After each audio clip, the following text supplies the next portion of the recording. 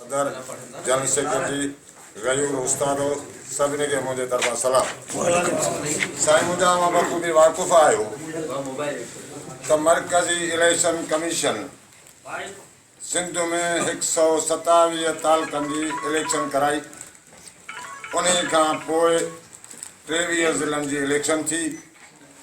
उन खां पोइ कराची में असांजे दोस्तनि इलेक्शन कराई, डिवीज़न जी इलेक्शन थी।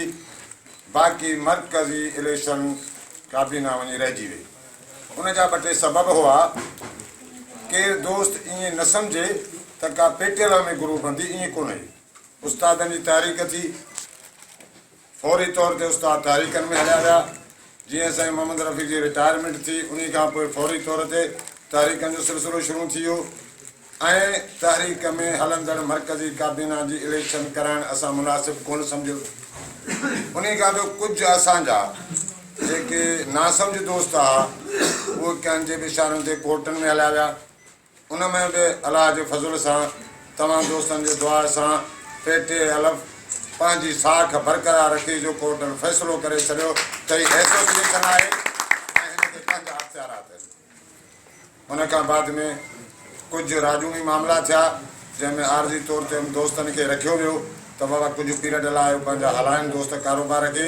वरी उन्हनि इदारनि में उन्हनि दोस्तनि फ़ैसिलो करायो त बाबा मरकज़ी इलेक्शन कमीशन थियणु खपे, जंहिंजे लाइ मरकज़ी इलेक्शन कमेटीअ बाज़ाब्ता तौर ते शेड्यूल जारी कयो, जंहिंजो काल फार्म वसूल करे मूंसां गॾु मुंहिंजा पंहिंजो वाइस चेयरमैन ऐं मेंबर साहिब मौजूदु हुआ। असां शेड्यूल जारी कयोसीं। कल्ह फार्मनि जो वसूली जो ॾींहुं हो।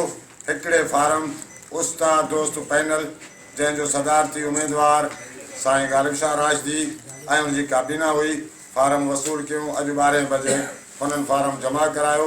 छंड छाण खां पोइ असां हुननि खे बिना मुक़ाबला कामयाबु करायो।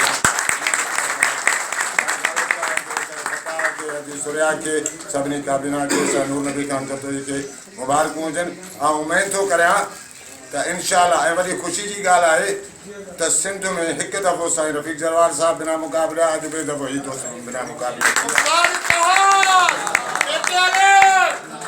उमेद थो करियां कि हॾ ॾोखी थी करे उस्तादनि जे मामलनि लाइ सरदर जी बाज़ी लॻाईंदा।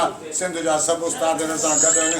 रुठल दोस्तनि खे हिन प्लेटफॉर्म जा गुज़ारिश आहे त पंहिंजा वेचा विसारे पंहिंजे प्लेटफॉर्म जी हिन दोस्तनि जे हथे बैत करे पंहिंजे कम खे संभालनि। हाणे हलम बरदार जी तकरीब शुरू कयां थो, कंटिन्यू करे, टाइम थोरो आहे। साईं रफ़ी जी तबियत बि ठीकु न आहे। वरी बि तव्हां दोस्तनि खे इलाइक़ाई तौर ते बि गुज़ारिश आहे त पंहिंजा वेचा विसारजो। हलो बरदार लाइ गुज़ारिश।